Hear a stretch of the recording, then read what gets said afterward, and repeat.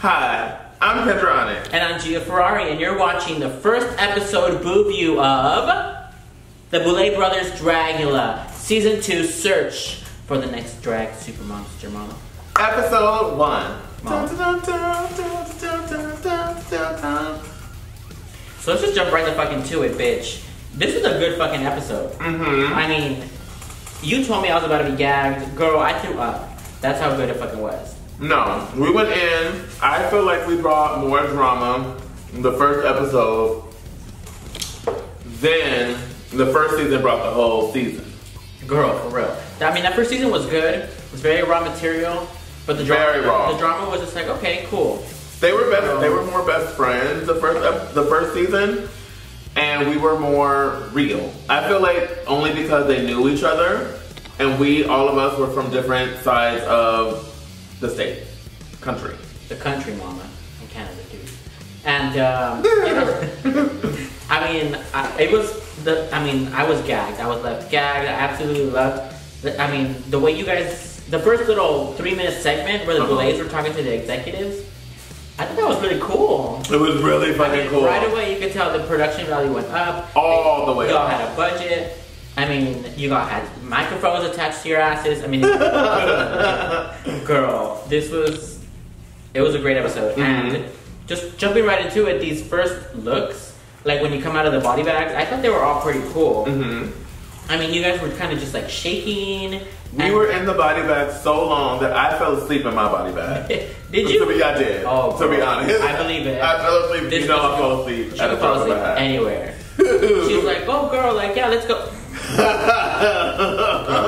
So going into this boudoir scenes, like in the backstage, getting ready, they were right off the bat. There's already like pre-season drama between some of these girls. That's what shocked me because I didn't know them from a hole in the wall. I was shook that all of this stuff hadn't been resolved before they got on the show, and they were just like digging it up, and it was real. It wasn't like acting; it was a real emotion up in that boudoir, and I loved every minute of it because I love mess.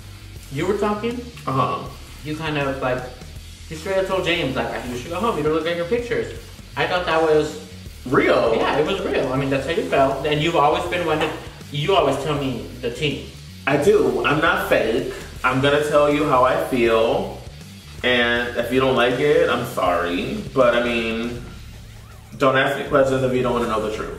Point blank period. Point blank period. So then your first challenge, like the first challenge was, I mean, you know me. I don't watch movies. Never. You can ask her any fucking movie. Actually, if you ask me, unless it's a Harry Potter movie, she hasn't seen it. I've seen Jumanji. So the first challenge was based off of Hellraiser, the Cenobites. That the Cenobites are based off of, how they live. And so the challenge was for you to be a Cenobite based off of your drag persona.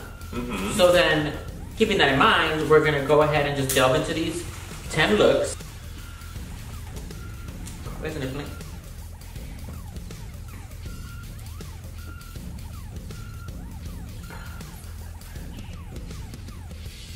So first on the runway was Abora.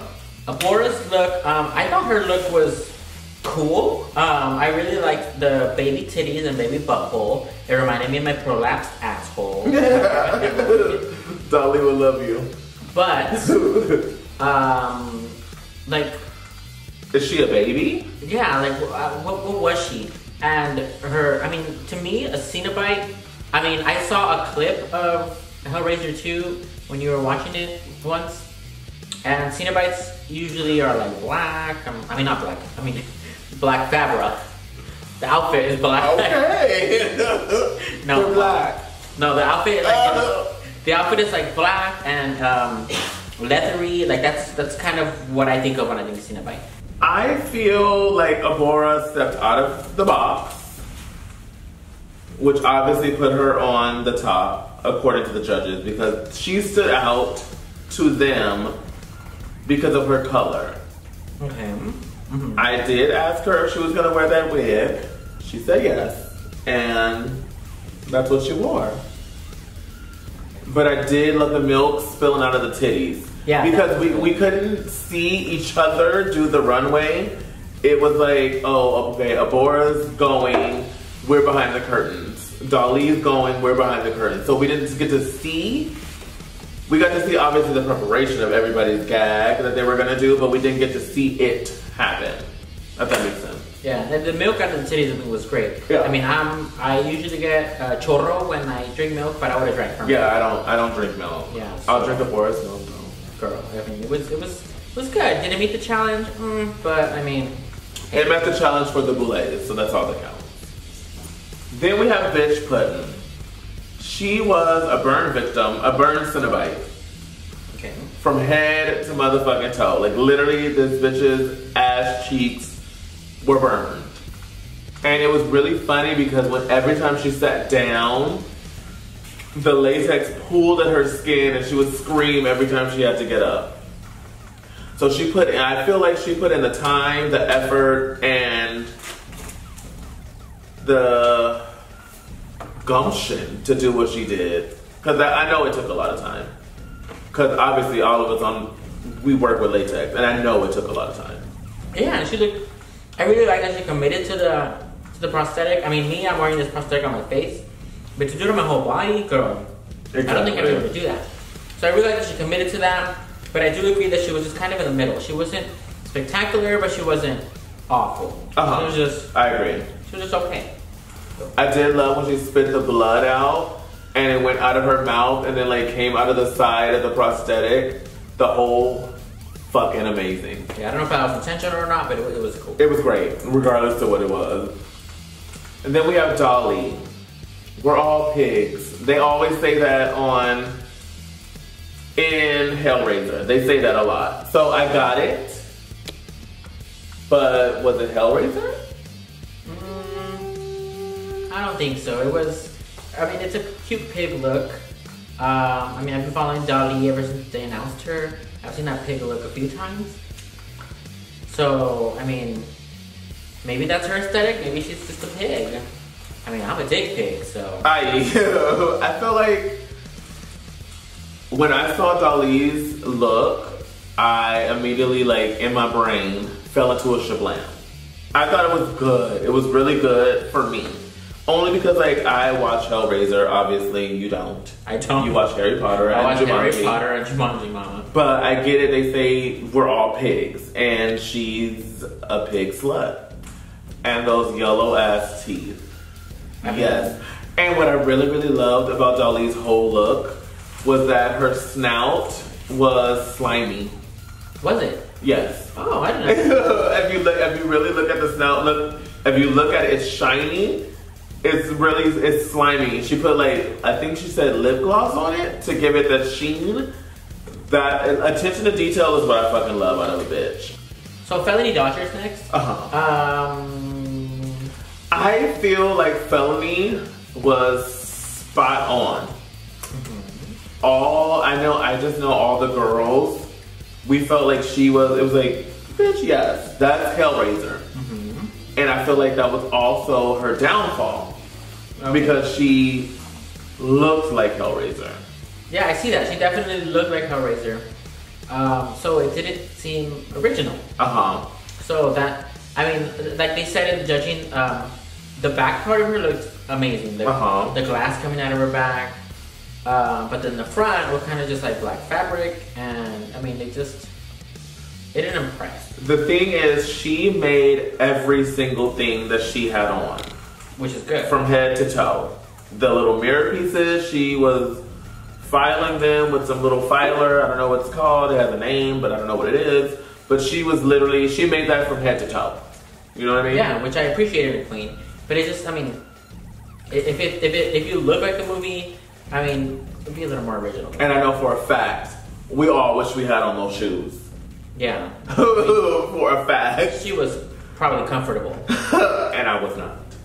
Alright, so Erica Clash. So Erica, to me, like, I liked her look. And what I like about a queen is when they're not afraid to be rough around the edges. Yes. But when it's an intentional rough around the edges. Yes. She didn't seem intentional. It was rough around the edges, but it was like, maybe you could have fixed that up a bit. Okay. I mean, it was a cool look. But like one of the judges said something about, you know, was a Sharpie. Like it didn't look polished. Yeah, it didn't look polished. I mean, she doesn't have to be 100% polished, but I mean, it missed the mark. I personally liked it. Okay. I did. I liked her Rubik's Cube Pandora's box. I love that. And I did like that she just wasn't in all black. She had her black cloak, but okay. Now I know. Mama. But she had her black cloak on, which is paying homage to the movie, but then she made it her own. By adding all the pastels and the iridescence. It was very Erica Clash as a Cenobite. Okay, well I mean, you're you and not me. Yes. Mom. Opinions are like assholes. Everyone has them. Yes. Alright, so next up we have basic ass bitch, Kendra Onixxx herself. Your look, just before I go into the look, talk to us about your thought process for that look. My thought process was in the Hellraiser franchise, pretty much all of their costumes have cutouts and they're leather. So it's like bondage-y, sort of that. So that's what I went with it. I want it to be Kendra Onixxx 100%. I sell sex, I sell body, I sell ass. I sell pussy. So I went into it as, if I was to die, how would I die? And it would probably be fucking, most likely. So fucked to death. So my pussy was mutilated. They couldn't show it obviously online. But I had my vulva in my hands. Labia majora. And minora. With barbed wire around going through it. And I just felt like that was Kendra Onixxx as a Cenobite. And Kendra Onixxx, I can confirm, is definitely, she has a lot of sex appeal, which I feel makes her stand out in this competition, because out of all 10 girls, she's the one I get the biggest boner out of. Okay. And she likes black guys. All types of guys. That's why her pussy got mutilated. But she was, I mean, your look was great. I like that you shaved your head bald. I know you don't like to be bald because you have weird rolls. Oh my god! But you shaved your head bald. I have a double brain. You committed to this look. You look great. Thank you. In a local competition, you would have won. Oh, definitely. But in Dragula, I see what they mean about, you know, they want to see more from you. More barbed wire, just, I mean, you had some people with their, like James, with their mouth wide open. Yes. You should have really just pushed a little further. But I mean, your look was fantastic. But I see what the judges mean. Yeah. So next up we have James Majesty, bitch. Her look was bad ass. Yes. When I saw it, I was like, I gagged. I was like, fucking bitch. I gagged so hard. It was good. It was good. So good. So fucking good. I thought I was gonna be the only bitch that had the balls to shave their head, but of course, the white version of me, James Majesty did. And I really liked like her lip looked scary. Like when I saw it in the trailer, I was like, ooh, bitch. I mean, I didn't know who it was. A lot of people on the Reddit thought it was you. Yeah. But it was James. It's only because she was lit from the bottom, which gave her a shadow, which made her look chocolatey. But her look was cool, just all like everything just, to me, it came together. It was really badass. Yes. I get it. She was very much the challenge personified. She is James Majesty, kinky, sexy, body, slutty. And that's exactly what she served on the runway. Point blank period. I'm not a hater. I can be honest. She served me. Slayed. Next we have Monique. Again, her mask always gives me life. Like it looks. Yes. Her mask, just to me, it's so unique, so different. I always live for her mask. Everything from the shoulders down. I mean, it was a cocktail dress. She looked like she was on her way to a 5 p.m. cocktail party. She got beat up by 2 Rottweilers. Oh my god! Still showed up and was like, "I'm here. Let's have a drink." I mean, it was just a cocktail dress. It wasn't anything exciting. It wasn't Cenobite. But I mean, this was cool. I loved her mask. For me, it looked like her face got thrown in a blender and then thrown back on her face. To me, I loved it. It was 100% Cenobite. I liked her outfit personally. It was ripped. It had burns in it. It was a different color than black. So I personally liked her look. I did. Well, I didn't. Sorry, Monique, I love you, but I did not love that Rottweiler ripped up cocktail dress. So Victoria Elizabeth Black, her look was Cinta motherfucking bite. Girl, it was fantastic. It was the way she, I mean, to me it reminded me of like a dream catcher. And she took out that dream catcher that caught her beautiful mug, and here she comes, she's like, rah, rah, rah, rah, monster. Like the opposite of me. Like I have red around the edges, she has red her whole mug. It was, I mean, cool, her spine was popping out. Yes. I mean, she died. When I saw Victoria Elizabeth Black, I was, okay, she's gonna win. She's winning this challenge, 100%. From those contacts that she had on. Those motherfucking scaleras, I know they're fucking, they hurt. And she had them on the whole motherfucking day. The meat mask that she made, the back that she had on, I mean, you know, it was a Cenobite to me. Yeah, Victoria, I mean, she did great. I loved her, she definitely deserved top 3. Yes, and achieved that right. Okay, so then we have Disasterina. LA's most disastrous drag queen. Get her album. It's good. Disasterina, she looked really good. Yeah. I really liked the way her hair came out of her mouth into her chest, and then her hair had mouth. Like it was a mouth on mouth on mouth. Yeah, girl, I mean, suck my dick. I want you to suck my dick, mama. That's a lot of mouth. But I mean, she looked really good. To me, it really read like Cenobite. Yes, 100. But then we saw the way she was walking. Girl, that was my first time in drag, walking around thinking I'm fierce. She was like, blah, blah, blah, blah. Like, no. That honestly didn't bother me because compared to what Disasterina looked like the first challenge to what she looked like on the promo shoot is polar motherfucking opposites. I gagged when I walked in the boudoir and I saw Disasterina looking like that. She made that whole vest thingy out of belts that she got from the 99-cent store. Like, really? Like, this bitch literally, like, made a whole vest Cenobite thingy out of belts. Like, who does that? I mean, that's really cool, like, knowing the background to it. To me, still, the walk, she doesn't have to be, like, a fierce pageant girl walk. But, I mean, it looked like it was, somebody put her in drag for the first time. And she was like, hey, guys, come here. I mean, it missed the mark for me. Okay. I loved it. I love you, Disasterina. So, in the top 5 were James, Victoria, Disasterina, Abora, and Dolly. Dolly. Yeah. I honestly felt like I should have been in the top 5. I do. I agree. I don't want to be like, oh, I should have win every challenge. Me or bitch should have been in the top 5. I felt like we put in the most effort, the most work, and we looked the most Cenobite-ish. Coin that. Put the TM on it. And the bottom 5 were you, yes, Erica Clash, Monique, Felony, and Bitch.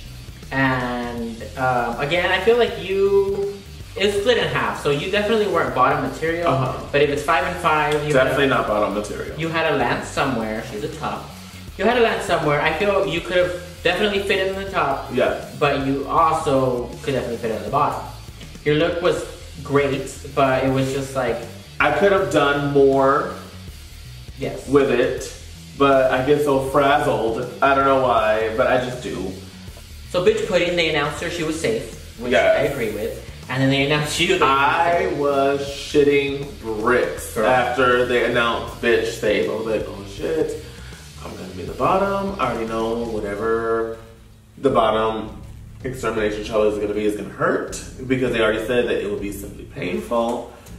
I knew. So I was praying to the Lord Jesus, Savior Christ of Nazareth of Latter-day Saints.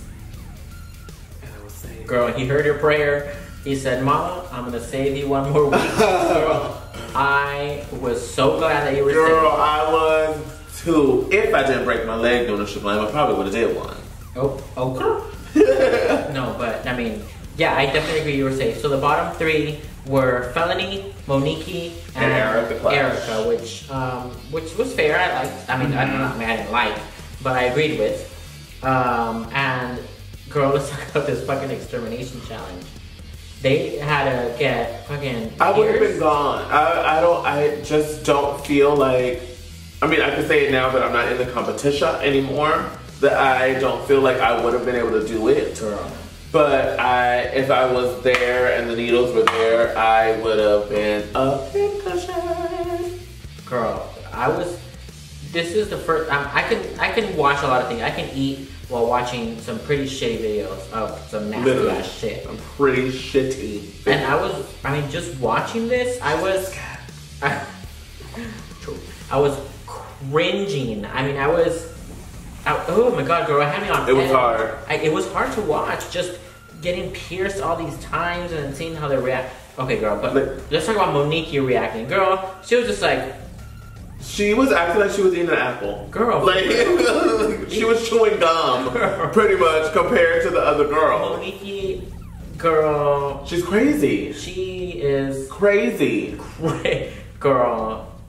Props to your mama, because you fucking did this shit. You were just sitting there like, oh, there's 12 needles in me. A little prick? Oh. Ouch. Girl. Good for you, Monique. Yeah. Felony and Erica definitely were having a more difficult time. But ultimately, the queen that ended up going home was Felony, Georgia, my LA sister. Which, I mean, I know you loved her look. To me, I'm kind of whatever about it. But, yeah, I'm kind of sad to see her go. She had a lot of promise. Especially seeing her like preseason, like at the red carpet, at the Halloween ball, all that. She has a really cool look, so it would have been really cool to see what she. And she makes all of her shit, which is a good thing. Yeah.